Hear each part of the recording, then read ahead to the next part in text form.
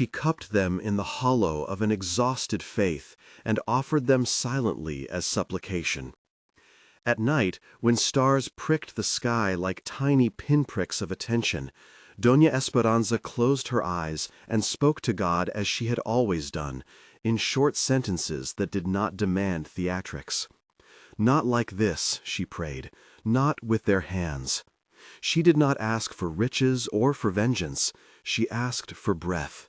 She asked for the mercy she had taught her children, perhaps in the hope that it might return to her as one returns a found object. Her prayers were not loud. They sat between the creak of the gate and the whistle of a distant dog. They were a small persistence that did not give the neighbors permission to act. The rational world explained in small, safe terms, family dispute, medical condition, the messiness of life, until compassion itself felt remarkable. Across the fence, Doña Lupe watched with a stubborn kindness. She took down her laundry slowly, as if she could lay balm on the breeze. She called her husband, Don Ramiro, and they discussed the ethics of getting involved versus risking an accusation of meddling. They decided to do nothing, and in the doing, decided to be judged by their quiet hearts. From inside the house, voices swelled, then shrank. The children argued over papers and schedules, over the way their mother's signature would be secured. They were careful to speak softly when they passed the window, as if lowering the tone might lower the gravity of what they were doing. When the sun crawled across the courtyard, marking out the rope's hours, they watched their mother like a problem to be solved and a nuisance to be contained. Doña Esperanza's world became a small one. Sun, rope, the distant television where once hued soap operas now only mumbled news. She counted small salvations: the shadow of the lime tree at noon, a glass half full of water left at her feet by a boy's hurried hand, the sound of a train far off that reminded her of a time when a child departed with a promise and returned with laughter. When hallucinations set in, she held on to the rhythm of a prayer she had learned as a child. Short lines repeated, a cadence that steadied the quickening heart. On the second night, fever made the courtyard spin. She imagined hands, many hands, holding her as she had once held a feverish toddler. She imagined the house full again of the things she had baked for them, the homemade clothes, the lessons on how to fold a bill into a tidy corner before tucking it away. She imagined the faces of her children as they had been when small, and the contrast cut into her like wind through paper. A woman who had known her for decades, Doña Elena, who sold tortillas 3 streets down, brought a cup of water and left it at the base of the post. She stood in the street, palms pressed together, and debated whether to go in and say something. She did not. The fear of family honor, the invisible web that strangles plain courage, kept her still. It was easier to leave a cup of water than to disrupt the order of that house. On the third day, something in the neighborhood loosened. Faces that had been turned away no longer managed to look indifferent. Teenagers who had laughed at Doña Esperanza's stooped halt now exchanged looks with a seriousness that tasted like guilt. A child who had thrown the mango returned and, with the clumsy bravery of someone not yet taught to cover his conscience, climbed the wall and whispered from the other side. "Doña Esperanza," he said. She mouthed his name like a benediction, and his silence felt like company. The weather pressed down. The scent of baking tortillas mixed with dust. The rope's fibers were warm against her skin. Birds called from the eaves but landed elsewhere. There came a point when her memory and reality braided. A dream of her children wrapped together in blankets like small animals, and the present where those same hands had tied her. It was a betrayal that tasted like iron. Inside, the children felt urgency, but of a different kind. Money must be moved, signatures made, logistics managed. They told one another that they loved their mother.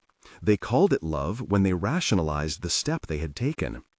Each day that passed without an outside voice intervening thinned the likelihood that they would be questioned. Each minute became another layer of ordinary calculation. Bills, lunches, phone calls, until the extraordinary act of cruelty settled into the rhythm of normalcy.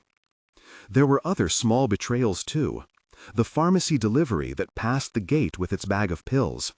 The social worker who arrived and left after a short interview. The priest from the parish who blessed the rosary in keeping with civility but did not pry open the door. Systems that could have been bridges turned instead into a geography of polite refusals. Doña Esperanza's resilience was not heroic in the ways songs make it. She was stubborn in a quiet, ordinary way. She counted the shadows, she breathed, she spoke low prayers into the open air. At times, when the heat made remembering difficult, she would press her ear to the post and listen for the inner clock of the house. In those breaths, she found herself in fragments. A lace trim on a dress she had mended years before. The sound of a son's small cough in the night. The first time she took a full cup of coffee after a loss and promised she would be all right. When her voice began to fail, her thoughts moved to the limonero. The tree had been planted the same year Roberto, her eldest, was born. Each spring it had returned with a stubborn cheerfulness, leaf by leaf, blossom by blossom. To her, it was not a tree but a ledger of years, seasons counted in citrus. If anything in that yard could testify on her behalf, she thought, it would be the little tree that had known every childhood secret. And yet, on the third evening, as light thinned and the cows of dusk lowed somewhere beyond the distant fields, the house seemed to hold its breath. The city sounds receded. Dogs stopped barking. Lamps clicked on along the street like a line of waiting eyes. The neighborhood's indifference buckled under a slow, steady weight, the way a weathered beam bends before it breaks. Something unseen shifted. Doña Esperanza felt it first as a coolness against her face, a breeze that did not come from the road. It was a presence that did not announce itself with sound so much as with a change in the air. The rope against her wrists grew colder, as if passing into shadow. She opened her eyes and saw, at the edge of the courtyard, a figure standing where the night swallowed light. He moved without hurry. He was barefoot, though the ground was not forgiving, and his garment hinted at light colors that had not known dust. Over his shoulders hung a mantle of red, not gaudy, but deep, like the inside of a flame. He came with the quiet of a prayer being finished. Doña Esperanza did not expect miracles. She knew how the world worked too well. Still, something in her recognized him immediately, not by the clarity of sight, rather by a sense that this was an arrival of something larger than a person, a mercy, a remembering. He stepped into the courtyard, and his shadow fell across the post. Up close, she saw hands that had the map of labor in them, but hands that moved with infinite care. He kneeled and touched the rope. A pocket knife appeared at a subtle gesture, as if the night itself offered help. The rope fell away in a few careful cuts, and the fibers dropped onto the floor like a confession. When he spoke, his voice was not loud. It was an instrument that carried across the space between the walls and to the porch where a neighbor tried to hide. "You are not meant to be bound," he said. The words were simple, but they landed heavy, like coins in a jar. They were not condemnation. They were a verdict of care. He brought a small glass of water to her lips. The water had the taste of a place that remembered how to be spring. When she drank, her throat unclogged with something like mercy. He took a shawl from the mantel and, with hands that seemed to know exactly how to fold protection into cloth, covered her shoulders. The red mantle rested against her like an answer. In the distance, a dog barked once and then relented. A curtain twitched more than once. The man, and the neighborhood that watched him, had become part of a single, peculiar scene that no one could explain away with papers or polite excuses. There would be later arguments about whether the man had been a stranger, a pilgrim, a saint, an angel. There would be skeptics who spoke of tricks and the imagination of crowds. For the moment, the simple fact was that the ropes were cut and the shawl lay warm on an old woman's shoulders. He did not linger. He sat for a moment against the low wall and looked at her as one looks upon something precious that must learn to walk again. She found a name forming in her mind, a name she had invoked in small prayers for half a century. It rose like the scent of the coffee she had brewed on mornings when the house was whole. Jesus, she mouthed, and the name felt like a final key. Other watchers formed their own words. A child across the street whispered, "A saint." Doña Lupe, hidden in her doorway, whispered, "A stranger." The boy who had thrown the mango pressed his forehead to his palms and cried without sound. Different languages for a single event. Yet in the hush, when the man touched the mantle again, as if to assure himself it held the shape of mercy, the neighborhood felt a truth it had not named until then. He spoke once more, for her ears and perhaps for the house itself. "Fear not," he said. There was a pause that seemed to invite confession. "I will not leave what is broken as it is." The sentence was a promise and a claim both gentle and severe. He did not explain how. He did not marshal theological certainties. He offered a gaze like sunrise, warm, inevitable. Before he left, he pressed the mantle into Doña Esperanza's lap. It was not only a blanket. It was an object of witness, its color deep as blood in sunset, its weave simple. He did not ask anything. He only sat a moment to let breath return to her, then rose and walked away into the thin dark that had gathered like held breath. From the street, the watching neighbors saw only the outline of a man moving away, the red mantle a bright punctuation against the night. The physical evidence he left behind could not be dismissed easily. Ropes that had been cut, a glass with water stains, a rich red cloak folded on a chair. The next morning, these items would be spoken of in the parish and at the market, and threads of the story would spread like a wind through a field. People would come to see the mantle. Some would touch it and say they felt a warmth. Others would say nothing, holding their skepticism like a shield. For now, in the cold between two dawns, Doña Esperanza slept with the cloak covering her shoulders and a face softened by rest. Her chest rose and fell in rhythms that had been broken and now mended. She dreamed, briefly, of hands she had held in dusk kitchens, of children who had once been small enough to fit inside her palms. The man's presence had not erased the hurt. It had not re-knitted all the days that had become crooked. But it had changed the terms of the moment. Mercy had arrived in a way that left a tangible sign. From the shadows, small figures watched and held the change like a question. Doña Lupe wiped her eyes and, for the first time in days, went to fetch the priest. The boy climbed down from the wall and ran to tell his grandmother. Don Ramiro stood in his doorway and took off his hat, as if acknowledging the presence of something he could neither fully name nor ignore.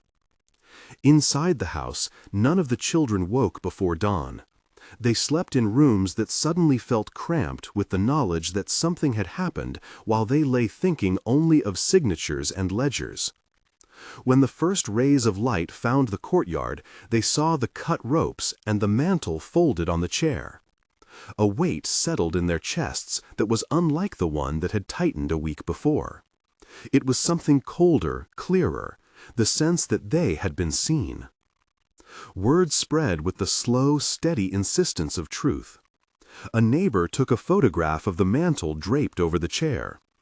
A young woman who worked for the parish ran across the street to see for herself, breathless. Those who had turned away now found reasons to return. Reasons like shame and curiosity and the human desire to witness what cannot be explained. Doña Esperanza woke with the taste of water in her mouth and the feel of the red mantle wrapped around her shoulders. For a few moments she simply lay, stunned at the ordinary miracle of warmth and breath. Then she rose and felt the memory of the ropes in the soft places of her wrists. They were there, but they had failed to remain. She touched the thin scars and felt, under them, a current of something like a promise. She did not know what the morning would bring. She did not know what the presence of that man, the one some called Jesus, would require of her. She knew only that her children would have to answer for what they had done. She knew that the mantle would become a kind of testimony, something the neighborhood would gather round like a relic. And she knew, with a clarity that surprised her, that forgiveness would be necessary, but would not mean the absence of boundaries. She rose slowly into the day, each movement a measured reclaiming of her body. The limonero, in the thin light, looked like a circle of green defiance. The cut ropes lay coiled on the ground like gestures of confession. Beyond the gate, figures huddled and whispered. Someone called the parish. Someone else took out a small notebook and wrote down names. The law and the conscience would begin, in small and larger ways, to move. But in that morning hush, before the world had turned itself into questions and committees and documentaries, there was a simpler reckoning taking place. Doña Esperanza sat on her stoop and prayed a short prayer, not to ask for worldly restoration, but to ask for strength to do what mercy requires. "Help me to forgive," she said. "Help me to be wise." The prayer was not an erasure. It was a picking up of tools. She would need them. Her life had been altered in a way that would call for decisions sharper than kindness. She had lived long enough to know that forgiveness without boundary is love without armor. She had seen how people take mercy for granted. She had learned that protecting the vulnerable demands both mercy and a steady hand. Neighbors came closer now, not to gawk, but to offer help. A woman with a thermos brought coffee. A young couple offered to call a lawyer. The parish priest, who had been quietly on his way to morning mass, stopped his steps and sat for a long while in silence. He did not rush her. There was something, he said later, about the way the mantle sat on her shoulders that did not ask for a sermon. It demanded attention. Across the street, the children of Doña Esperanza woke to a different kind of light. The house no longer felt like a ledger to be balanced, but a place where questions would be asked. Paperwork would be inspected, accounts would be reconciled, explanations would be demanded. When they came out into the courtyard, one by one, they found not only the remnants of the night's intervention, but the fact of being seen. There will be those who insist that what happened was a random encounter with a Good Samaritan. Others will craft elaborate theories, seeing in the red mantle a sign of something spiritual, or an accident of a traveling pilgrim. A filmmaker would later arrive with a camera and a tenderness that hovered between curiosity and reverence. A writer would take notes, turning minutes into chapters. But for now, the family stood small in the courtyard and faced what they had done.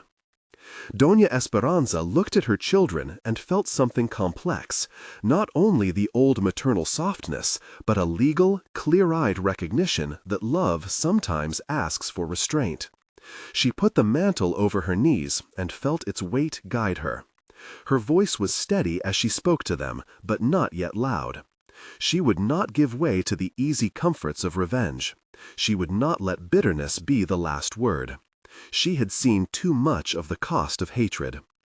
"What do you intend to do?" she asked. It was not a demand for apologies alone. It was a summons to change. The courtyard was small and hot and full of questions. The children, who had been so used to arranging lives around their needs, found their choices suddenly narrow and stark. Before the morning could give way to more practicalities, lawyers, parish council, phone calls to distant relatives, there was a sound at the gate.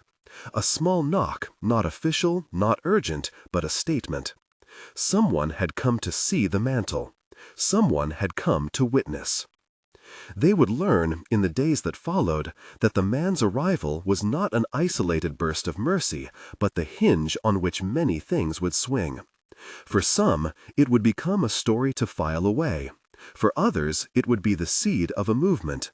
conversations about how elders were protected, a house opened for those cast aside, a center that would one day carry her name. But these changes were still seeds. For now, the seed was a cloak, a set of cut ropes, and a woman trying to decide how to live after being betrayed. If this story moves you, share it with someone who needs hope. The street filled with soft footsteps and cautious voices. Doña Esperanza held the mantle and waited, not for miracles to fix everything instantly, but for truth to be told. The man who had come in the dark had left an object and a sentence. "I will not leave what is broken as it is." She felt the phrase land like a bell whose echoes would be heard in many rooms for a long time. As the day wore on, the city returned to its errands. Yet a new orbit had been set in motion. She would not yet know the shape of the consequences. Investigations, testimonies, the arrival of people who would call her a saint or a symbol. She would not yet know how her children's conscience would unravel, or how community structures would either respond or resist. But she knew, in the marrow of herself, that a line had been drawn. Night would come again, and with it the quiet possibility of more visits or more silence. For now the mantle warmed her knees, and the cut ropes lay on the ground. Evidence and mercy had met. The house held its breath, and beyond the gate the neighborhood debated what it meant to be a witness. At the threshold between day and night, as light thinned and the stars prepared their entrance, Doña Esperanza rose and walked slowly toward the limonero. She touched the trunk with an affection that was both prayer and inventory. The tree had survived heat and storms. It had borne fruit in seasons of scarcity. She placed a hand on it as if on a friend's shoulder, and felt, under the rough bark, the stubborn pulse of life. She did not yet know how the presence that had come to her would be explained. She only knew that her body had been freed, her wrist marked by rope, her soul marked by the mercy of a red mantle. The mantle would be an object, yes, but more than that, it would be a question, and questions, she had learned, are often where change begins. Night gathered, and the house, which had been a stage for small cruelties, waited to see what the morning would require. The mantle lay folded on her chair, a bright pledge against a world that sometimes forgets how to care. The scent of lemon blossoms hovered, tentative and sweet. She took in a breath and felt, for the first time in days, that she might keep walking. Outside, in the thin dark, someone walked away with bare feet, like a footprint that would not be traced. The neighbors whispered the story into their sleep. The city turned, and in the turning, events that would become a community's answer to neglect began to unfold. The morning after the mantle warmed her knees, the house tasted of a new gravity. People came with hesitations and offerings. There were casseroles, a young man with a legal pad, a woman from the parish with a thermos of coffee, a reporter who spoke too fast and then caught herself, embarrassed by her own eagerness. The mantle lay folded like a quiet accusation on the chair, and the cut ropes smelled faintly of fibers and dust, proof that something had happened in the thin hours of the night. The children gathered in the kitchen as if summoned to a tribunal. They had rehearsed explanations in the night, a necessary temporary measure, a misread medical need, a family crisis. Now the daytime light showed the cords on the ground and the mantle on the chair, and left rehearsals looking dangerously small. A man opened the gate with soft steps. First Don Ramiro, then Doña Lupe, then the parish priest. The priest did not preside like a judge. He sat on the stoop and listened to Doña Esperanza as if she were a congregation of one. He listened to her children, whose voices trembled between justification and an unnameable shame. He listened to the neighbors. He listened to the weather. Before the law could file anything, before phone calls multiplied into interviews, the man in the red mantle returned to the house. He did not come in a parade of miracles or with a crowd. He entered as he had before, quietly, like a person who cannot abide injustice any longer. This time he crossed the threshold and stood in the kitchen, his shadow long across the tile. They called him by the name she had whispered in that sleep, Jesus. Some said it aloud. Others lowered their eyes. He spoke with a voice that did not shame but stripped excuses down to the truth. You bound what was meant to be sheltered, he said. You put your hand to what should protect. This hurts more than a wound. It is a telling. He moved among them slowly, and as he touched the air beside each child, a strange, intimate thing happened. It was not thunder or a blast. It was something closer to memory being pressed upon the present. Each child felt, for a measured span, the dry scratch of rope, the sun's bite, the way thirst knifes a throat. For 3 minutes they lived in a concentrated echo what their mother had endured, the parched mouth, the panic that was not for a moment but for a day lengthening into days. Their chests tightened, sweat broke out. They staggered back as though pulled by a rope they could not see. They cried out, not in accusation, but in sudden recognition. The softness of childhood images they had once conjured collapsed into the sharpness of their actions. They tasted dust. They heard their own voice calling in a thin, tired way. In that brief shared suffering, the calculus of greed shifted into something raw and real. Tears ran down cheeks that had not known that kind of sorrow in years. They fell to their knees. The eldest, Roberto, clutched the table edge like a sailor and sobbed. Sandra pressed her hands over her mouth, as if silence could be a remedy. Miguel doubled forward, nauseous and white, and Christina dropped to the floor and curled in fetal memory as if to find a place she had once been safe. The man watched them with sorrow, not triumph. "Know what you have done," he said, "and know what mercy asks of you now." Doña Esperanza did not leap into loud forgiveness. She had been raised in a faith where mercy and justice walked together. She rose slowly from her chair, the mantle folding like a law across her knees, and looked at the 4 faces that had once been small enough to cradle. She felt, in the hollows of her wrists, the impression of rope. She felt also a surge of something steadier than grief, the capacity to decide. "You will not take this house," she said, each word measured. The kitchen held its breath. "You will mend what you broke. You will first show you can keep your promises." She set terms in a voice that had spent decades keeping kitchens in order and faith in presence. The house would remain hers. The children would not live under its roof while trust was mending. They would enter a program of accountability, counseling, restitution, work at a community project, supervised contact, and a public apology. If they failed in their obligations, Doña Esperanza would pursue legal remedies. She did not ask for revenge, she asked for repair. The children first argued, then acquiesced, then offered hollow promises. But the feeling from those 3 minutes of shared pain had opened a fissure in their defenses. Roberto agreed to check into a sobriety program. Sandra promised to return the misappropriated funds and to volunteer at the parish.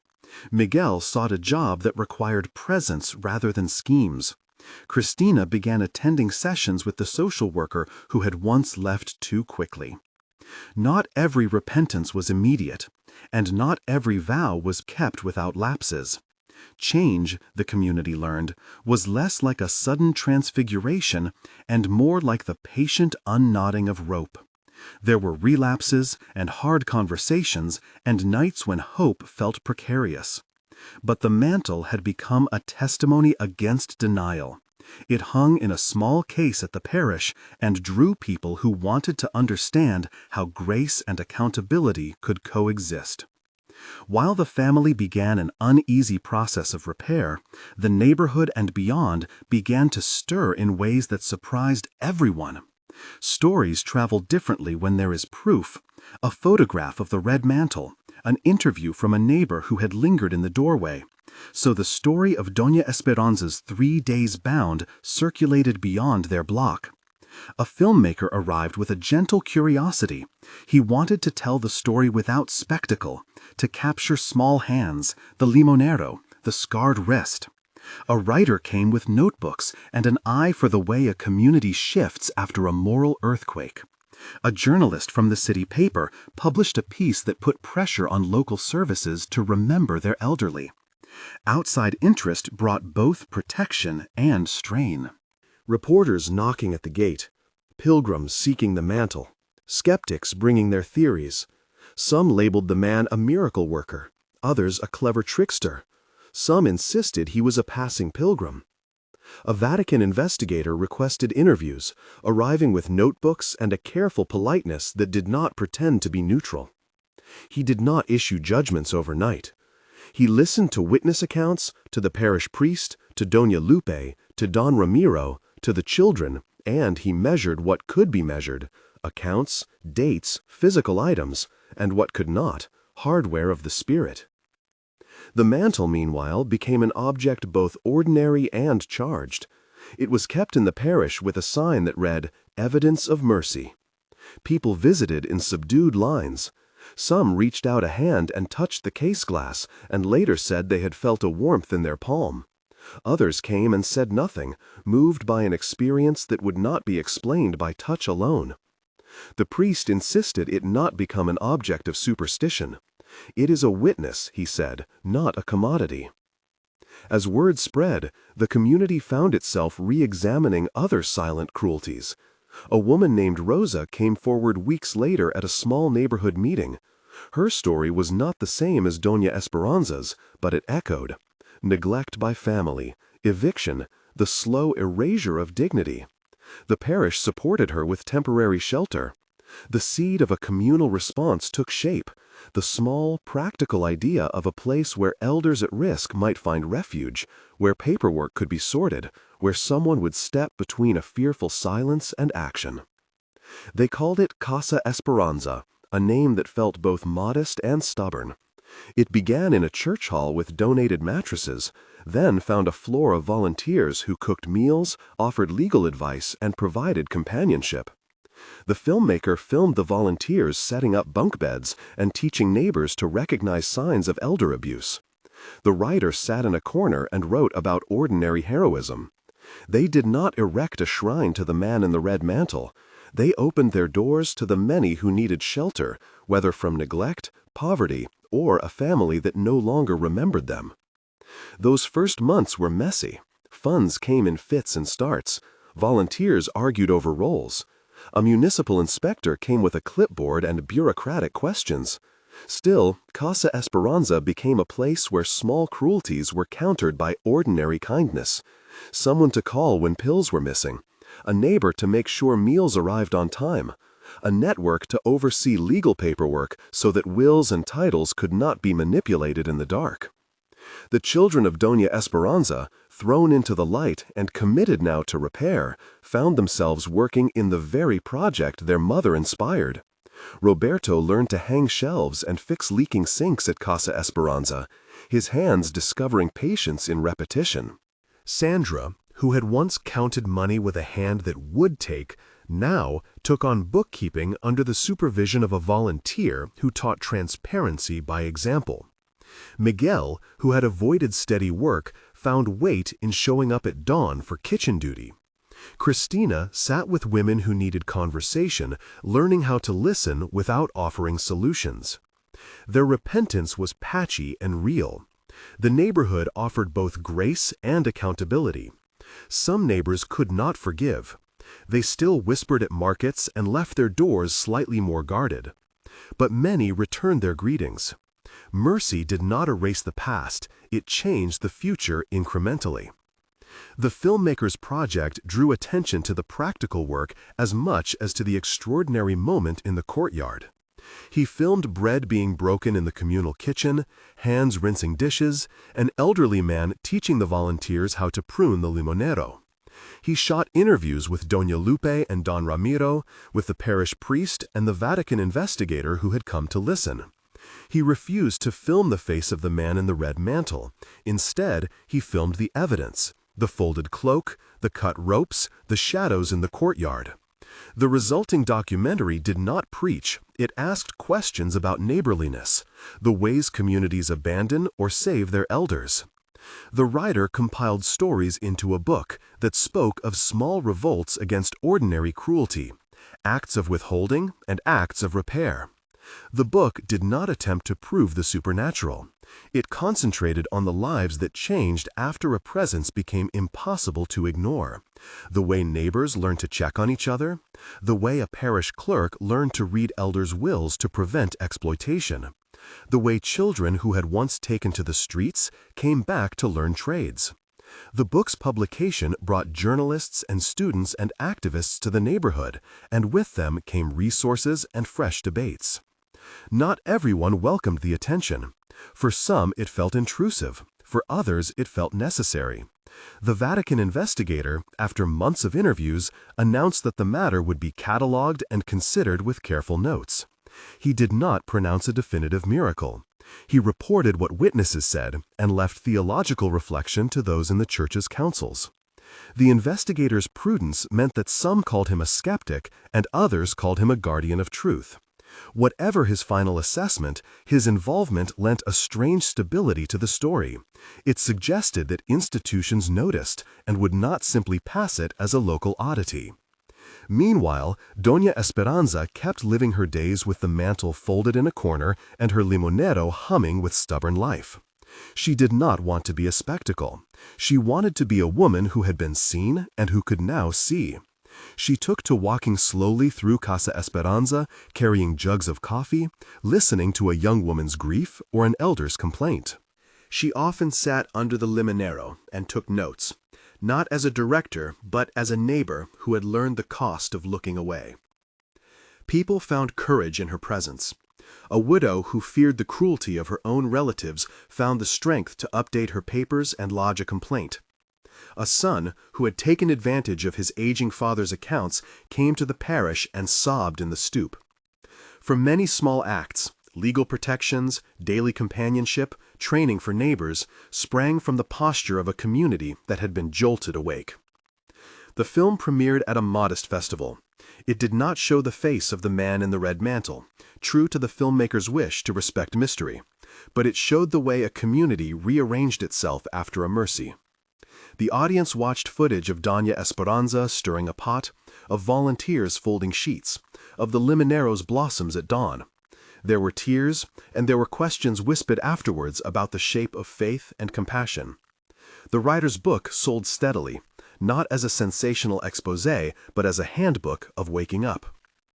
As months turned into years, a ritual settled into the neighborhood. On the anniversary of the night when Doña Esperanza had been freed, neighbors gathered at the courtyard. They called it a procession, but at first it was only a line of people carrying lanterns, children holding paper flowers, a red ribbon tied to the limonero. They walked slowly, past the chair where the mantle had rested, paused, and offered a prayer for elders everywhere.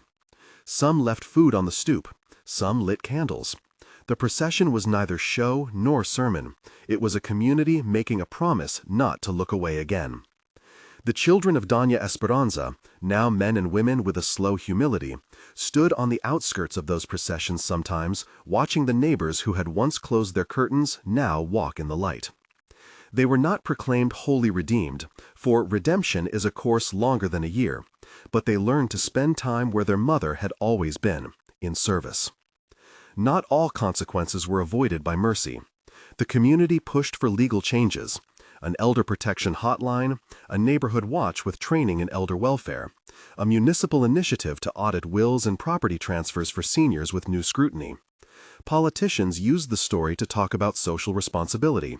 Some did so with sincerity, others with opportunism. But change at the municipal level was real enough. Funds to support Casa Esperanza, legal clinics in church halls, a social worker assigned to the neighborhood.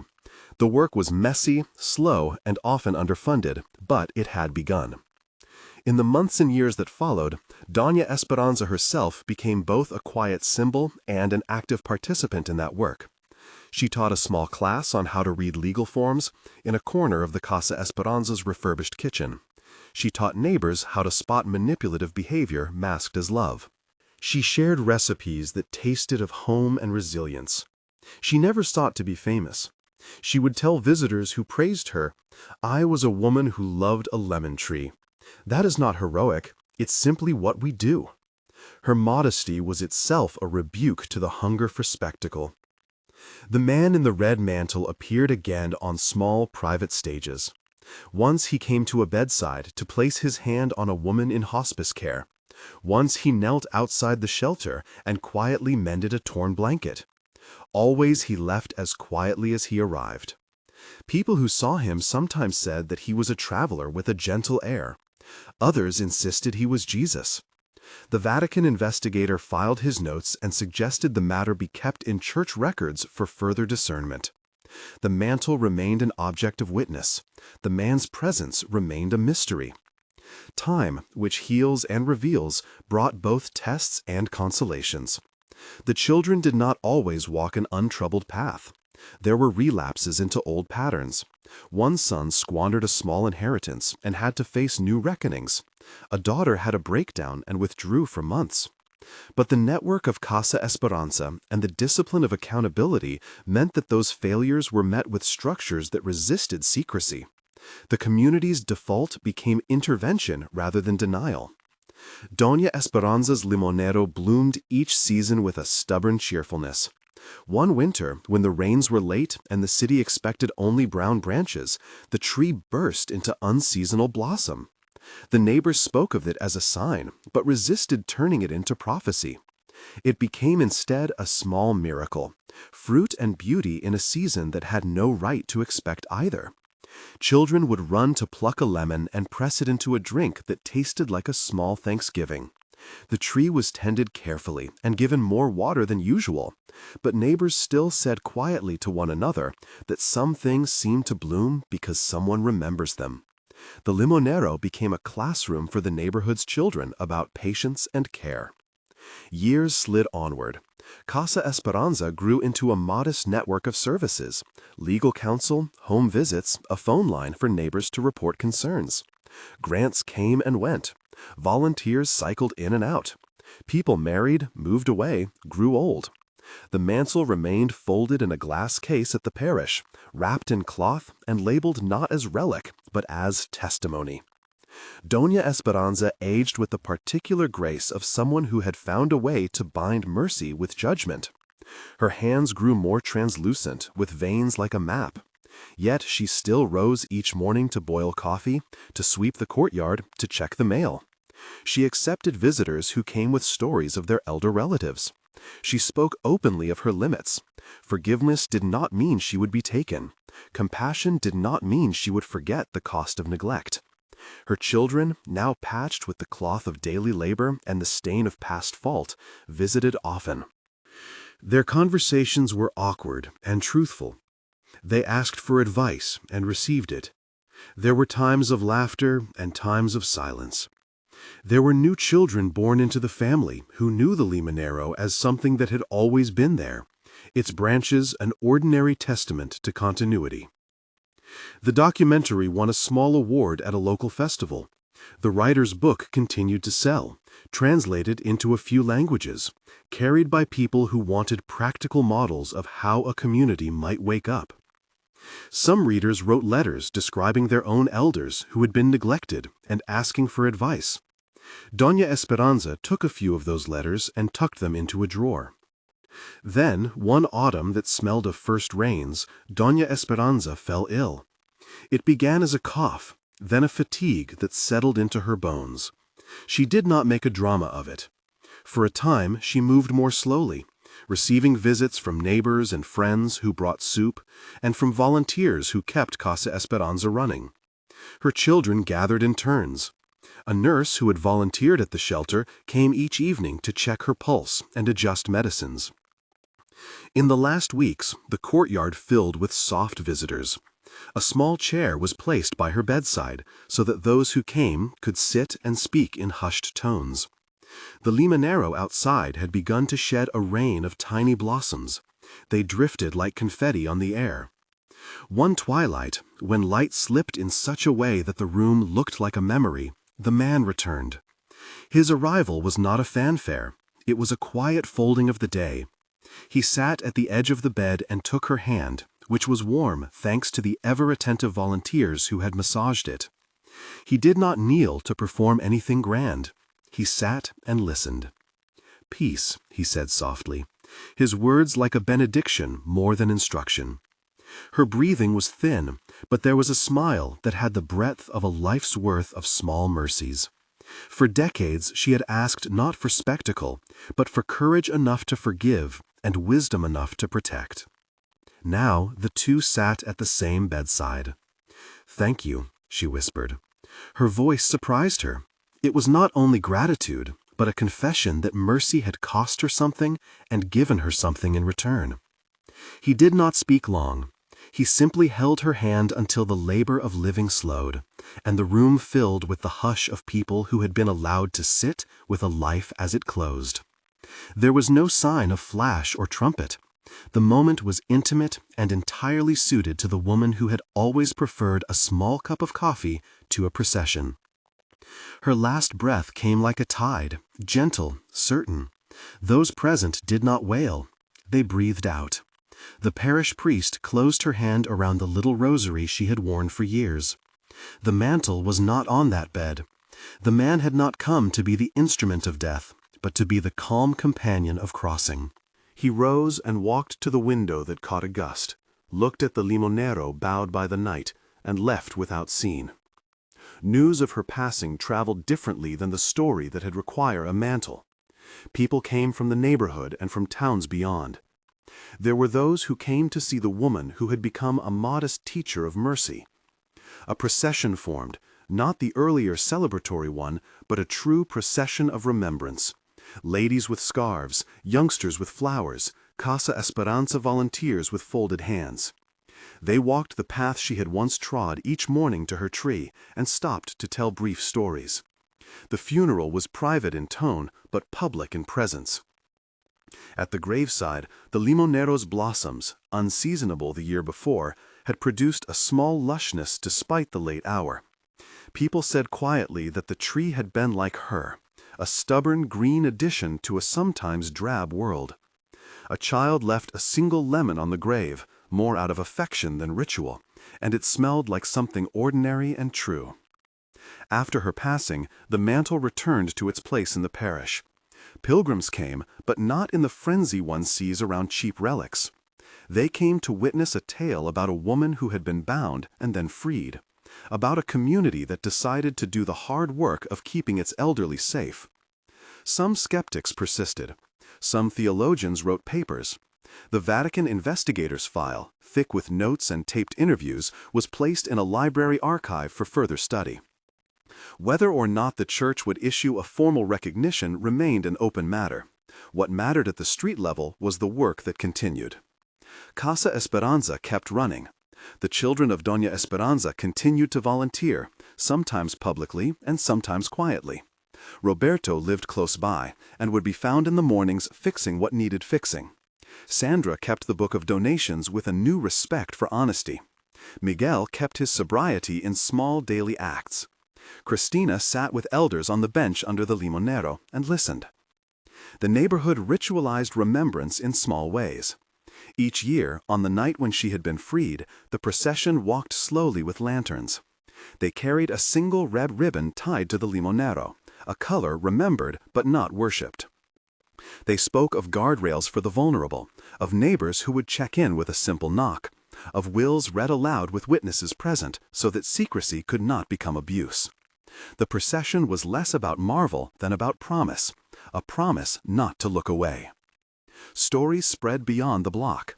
Other communities started pilot programs modeled after Casa Esperanza. Clergy in other parishes called to ask how they too might create a shelter that combined legal aid, home visits, and neighbor training. A small foundation provided seed money for similar centers in nearby districts. The filmmaker's documentary was used in training sessions for social workers. The writer's book became part of curricula in community organizing courses. Years later, a young woman came to Casa Esperanza with a trembling voice and a story not unlike Rose's. She had been threatened with eviction, her children claiming guardianship. The volunteers listened. A lawyer referred her to court. The community rallied, just as they had done years before. The woman was sheltered, her documents secured, and she moved into a small apartment arranged by Casa Esperanza. She later attended the procession, proffering a lemon to the limonero and smiling with the relieved grace of someone given room to live. The man in the red mantle continued to be glimpsed by some and described differently by others. For some, he was undeniable as Jesus. For others, he remained an unsolved kindness. The presence he represented, an insistence that mercy not be divorced from accountability, grew into a lesson that the neighborhood tried to live by. It became less about proving who he was and more about asking how the living could be shaped by what had happened in their midst. In time, a small plaque was installed at the parish gate. It read not in hagiographic language, but in simple terms. Here, a woman was found bound and then freed. Here, a community learned to look. People touched the plaque with casual affection. Pilgrims still paused by the glass case that held the mantle. Occasionally, someone would write a note and tuck it into a book at the church door. The Vatican file remained a careful, patient record. The man's identity stayed a question that some insisted on answering and others left open. The legacy of Doña Esperanza became less about her singular rescue and more about how a community refused to let neglect stand unchallenged. It was about volunteers with burnished patience and lawyers who took cases pro bono. It was about a limonero that bloomed in odd weather and a procession that taught neighbors to check on one another. Once, on a sunlit morning long after her death, a child leaned against the limonero and asked a volunteer, "Who was that man?" The volunteer smiled, thinking of a life lived with both mercy and boundary, and said, "Some called him Jesus. Some called him a stranger. Mostly, people say he came when someone had forgotten how to look, and he reminded us." The child accepted this answer as if it were a recipe for living. At the end of the story, when the crowd thinned and the parish bell settled into a soft ring, the mantle remained folded in its case. It was neither fetish nor showpiece. It was a witness. Those who had been there in the thick of it remembered the cut ropes and the scent of lemon blossoms and the quiet voice that had said, "I will not leave what is broken as it is." They remembered the look on Doña Esperanza's face when she decided that forgiveness would not be permission for harm. For years to come, people came with their small griefs and left with a measure of courage. Casa Esperanza helped an old man reconcile with a distant son. It helped a woman get legal aid when her property was threatened. It taught neighbors to notice the signs of abuse and to act. The movement was not grandiose. It was human and therefore sometimes clumsy. It was the kind of change that depends on many small hands. If this story has touched you, leave a testimony below, or consider supporting elder care organizations in your area. Share this with someone who needs to remember that mercy and protection can walk together. In the end, the last image people kept was simple: a courtyard where a limonero stood like a small witness, its branches sketching shade on a kitchen table, a glass case with a red mantle folded like a promise, and a community that had learned to look and to act. The man in the red mantle, Jesus, some said, came like an answer none of them had the right to expect, and returned to leave them with the work of being neighbors to one another, forever changed by a mercy that asked for courage. That mercy did not make everything easy. It made things possible. It made a town unwilling to look away. It made a woman's last years quiet and full of purpose. It turned a moment of betrayal into a prolonged, imperfect work of repair. And when, years later, people walked slowly in the procession that marked the night she had been freed, children scattered paper blossoms, elders told small stories, and the limonero dripped a rain of tiny green fruit. They walked not because of wonder alone, nor to claim a miracle as a trophy, but because, having seen mercy arrive, they had learned to try and to continue trying together.